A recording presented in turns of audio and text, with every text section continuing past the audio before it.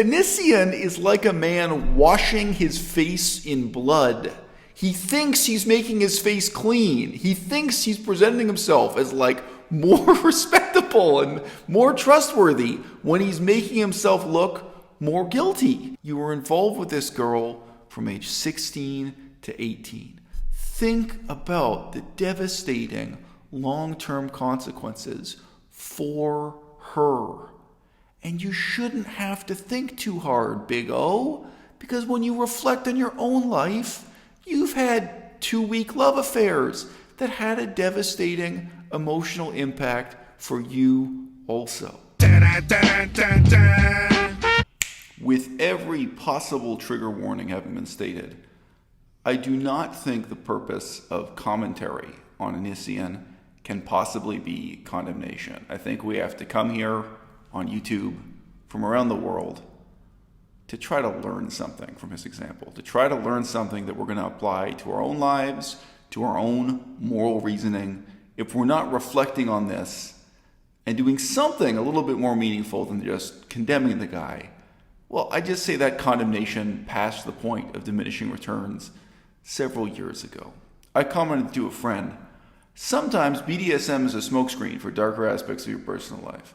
But more often, it's a smokescreen for the fact that you're a boring middle-aged parent addicted to video games who doesn't have much sex at all. Yeah. Whatever you have to say about me, let it not be that I'm a liar. Because I am willing to prove to seemingly no end that I'm telling the truth.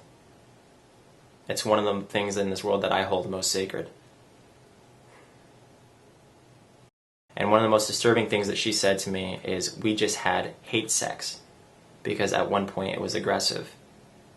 And I'm like, how could you associate sex and the word hate together? We're supposed to be in love. Why would you call it hate sex? There's a reason you feel the way you do. We were made for each other. You to love pain and me to love inflicting it upon you. I don't need a woman, I don't need a man. I need a piece of worthless trash on their knees begging for more. Your eyes are beautiful. They look even better rolled into the back of your head. Promise me you won't pass out. I want to hear you scream. Stand in front of the window over there. The world should see how pathetic and helpless you are. I'm going to humiliate you. And right before you lose consciousness, I'm going to destroy you. You're so shy. You're blushing. How would my teeth in your neck feel? Maybe I can make your face pale again if I drain enough of your blood. Gregory, what are you now? A vampire? We're supposed to be in love. Why would you call it hate sex? Unless, of course, she actually hated me.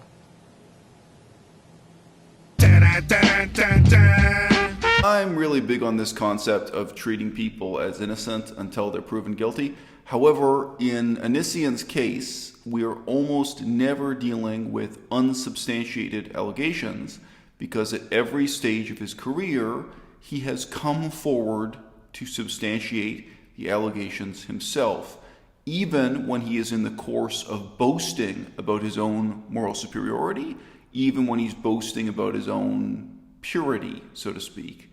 Those very boasts tend to indict him or to confirm in broad outlines what his accusers are saying.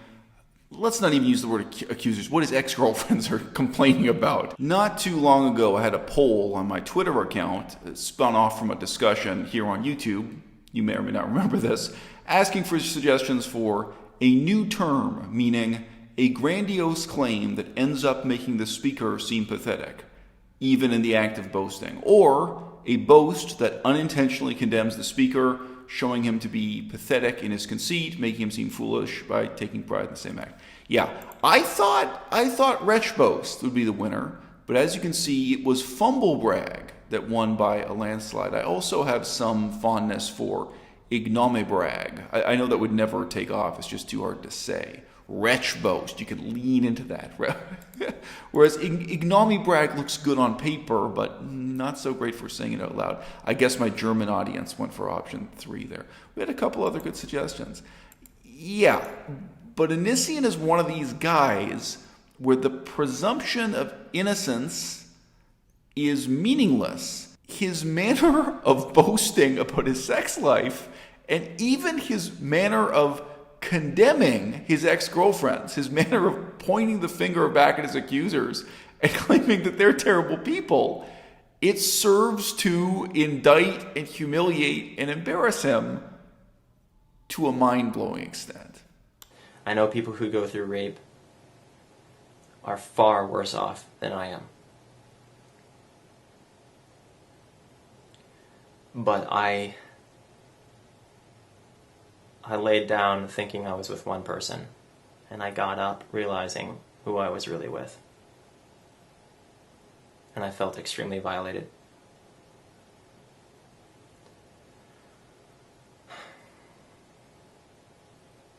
I prefer you on your knees, on a leash, screaming, "Yes, master! Now, please." This world is made up of two forces, yin and yang, otherwise known as me and my willing servant bowing before me, cleaning my feet with their quivering tongue. I don't want to blindfold you. I want you to see what I'm going to do to you. I don't want to sleep with you. I want to sleep with you. You and you. Wait your turn. We all know that Shrek wants to have his little harem. I feel like this tweet sort of proves that. If you want soft kissing, get a girlfriend. I'm only here to bite and claw my way into you. Claw my way into you? Into you? Really? Like a cake? I'm sorry, I know this is supposed to be really serious and everything, but I can't help but laugh at this. A lot of the criticism currently directed at Greg, Onision, is focused on the guy's many flirtations with and many love affairs with 17-year-old girls, 18-year-old girls, at least one of whom he legally married. But you know, there were older women in his history. What I'm about to play for you is a clip of him reflecting on the disaster that was his love affair with a 26-year-old woman. And it's an instructive example in many ways. I'll give you a link below this video to the very detailed, very disturbing written account she provided of what that relationship was like. I think it establishes many of the psychological patterns Greg has that are independent of the age of his lovers, independent of the age of his victims, you might say. But what's most instructive here that I want to draw attention to is this. Greg has a tremendous capacity for self-pity in reflecting on the long-term emotional effects for him of falling in love and of having an affair, even if that affair turns out to be short-term. Okay? I don't think his vulnerability is insincere. He lies about many things, but that I think he's being sincere about. He comes out on camera again and again and again and says he really fell in love, he really got his heart broken, and that this has long-term effects for him in some sense, changes the way he feels about himself, changes who he is, so on and so forth. Why is he so utterly lacking in any capacity to sympathetically extend that understanding to the women in his life? Why is it hard for him to understand the long-term impact for a girl who first moved into his house when she was 16 years old, a girl who started having intercourse with him when she was 18 years old? Even if in some sense that love affair was short-term, he knows how devastating it can be for him long-term to fall in love and so on. Why is he so unwilling, or why is he incapable of extending that understanding symmetrically and sympathetically to the women whose lives he has, with or without any bad intentions? Devastated. Now, quite a few months ago, I was rebounding. I just got out of a pretty heavy relationship, and I was not only lonely but desperate as well. The deadly combination. And I decided to date someone who had slept with over 20 people prior to me. 18 men and 3 women, according to her. But I overlooked this, even though she had over 4 times the amount of people in her bed than I ever had. To be only 26 and to have slept with over 20 people is ridiculous. I talked to my mom, I talked to my sisters, I talked to my friends. Everybody was saying that it was a bad idea to be with her, because in their opinion, she was a total whore. She never really had sex for love other than 3 times, which should have been a problem, because I only have sex for love. She yelled at me when I was crying, that she mocked me for having emotions, for being in a bad state, because I wasn't man enough. And then, of course, she goes to insinuate that when we did make love, that I was forcing her into it, that I was pressuring her into it, and she didn't really want to. That's funny coming from someone who slept with over 20 people. That's really funny. Every single person who has a legitimate problem with me right now, who was formerly a friend or a lover, was dumped by me. That says a lot of good things for all the people who have been supporting me all this time. And it's amazing I did not mention this earlier. Like, I did not say, hey, isn't this funny that all the people I have rejected are pissed off at me? Because let me break it down to you guys like this. I know a lot of you guys have dumped friends in the past or dumped significant others, and you go through the same thing where they lash out at you and blah, blah, blah. But let me break it down. Okay. If they had such a big problem with me, as they clearly have with me now, why did they stay in the relationship? Why did they not dump me? Because I'm a great guy. That's why. Because I was good to them. Because I took care of them. Because I was loving, supportive. I did a lot for them. And then they betrayed me. They lied to me or stole from me or cheated on me or did something like that. And I said, no more. I'm not putting up with this. That's in-game. To all the people who don't like me, game over. I left all of them. My love should not be mistreated by people who do not understand it. And while I was not very intelligent for not bringing this up sooner, stating the obvious in other words, I was at least smart enough to leave. Some much later than I should have. I gave some people way too much of a chance. But now I'm learning. And now that I've acknowledged this fact, I respect myself more than I ever have before. I left them for good reasons. And they can say whatever they want now, but it doesn't change the fact that it was my choice. He's bragging about exactly what he should be ashamed about. He's boasting about the thing that indicts him the most. Now look, let's play devil's advocate for 1 second here. The kindest thing I can say to Onision is, I'm willing to believe he doesn't just seek out and prey on 17-year-olds or 18-year-olds. I'm actually willing to believe that. You know why? Because I think most human beings on Earth will take whatever they can get. And when he says he was desperate and lonely and needy, I believe him. That part, I think, is honest. I believe that Onision falls into the category of the great majority of humanity, in that he will get whatever he can take, and he will take whatever he can get. And in this case, it was a 26-year-old woman.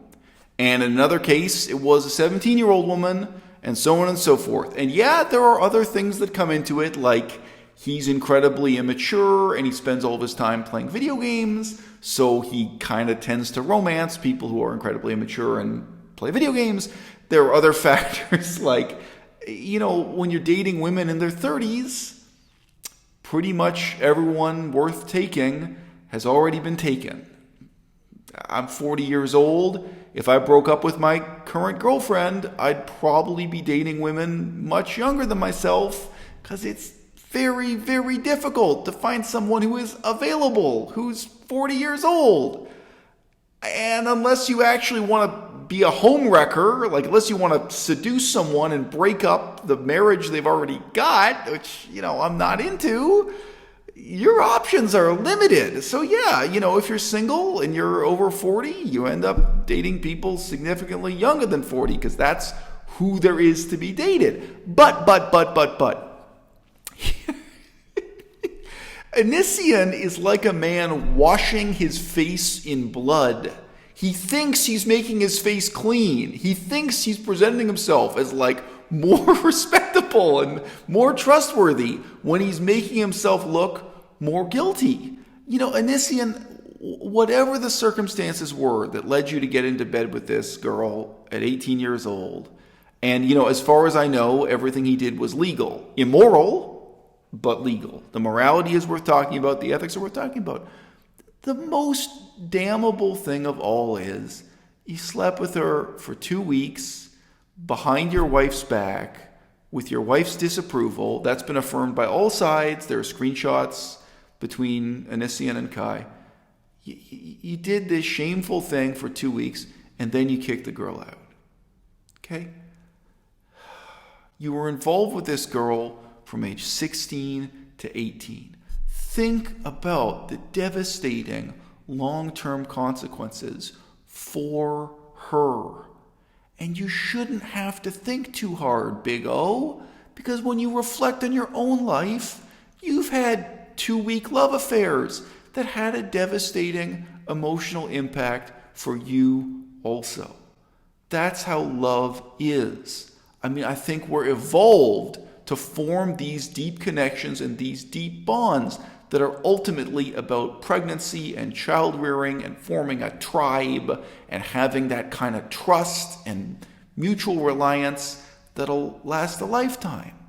And so you end up psychologically scarred for a lifetime. And Onision, you have many faults, but this is not one of them. You know this from your own experience, and you've come on camera and you've bemoaned it and you've reflected on it at length. So dude, if you did this thing, legal or illegal, with this girl from age 16 to age 18, and then briefly for 2 weeks or something, you committed to a relationship with her and you were sleeping with her, dumping her, discarding her at the end of that, that is yet a further ethically significant decision you made. Perfectly legal, also deeply immoral, that's going to have long-term consequences for her that you can imagine. And it's with great callousness and cruelty that you do not imagine, that you do not care, that you use up and discard one person after another, and then you come on the internet and boast about it. You present yourself as the winner because you discarded them before they could discard you, because you feel you're morally superior to the people you've slept with. And we know for a fact that Onision is watching this channel. I've now had repeated copyright strikes against the channel from Onision. I seriously doubt he's going to take me to court, but he could get this video deleted. So thanks for showing up, Big O. And the sad fact is, I'm actually a moderate critic of this guy. Because you know what? I think the challenge of life on Earth really is deeply flawed, imperfect people trying to love one another. You know what? A 30-year-old man married to an 18-year-old girl, yeah, it's deeply flawed. It's deeply flawed. But you know what? Sometimes for some people, that's the best they can do. When you look around, if you just get to know people in real life, and I understand in the 21st century, most people just see glittering images on Instagram or here on YouTube. You don't really get to know a lot of married couples. But trust me, most married couples, it started off with them getting whatever they could take and taking whatever they could get. Deeply flawed, imperfect human beings, struggling to love one another, struggling to make it work, despite terrible problems a lot more terrible than an age gap. I'm not willing to come to the conclusion that all age gap relationships are evil. I'm not even willing to come to the conclusion that all 30-year-old men who are dating women I don't know, 8 or 10 years younger than them are evil. I'm really not working from that hypothesis. The hypothesis I'm working from is, instead, that short-term thinking resembles evil. I think that being self-centered, self-indulgent, and thinking short-term is what has terrible consequences for everyone. Because the real impacts of love, with or without sex, the real impacts of love are very long-term indeed. And when you have an age gap, when one person is significantly older than the other, then the responsibility for those long-term consequences, to be mindful of them, to do your best with all due sympathy, struggling with your own imperfections and the other person's, the responsibility for really taking care of those long-term consequences, it falls more and more on you as the older party in that unequal relationship.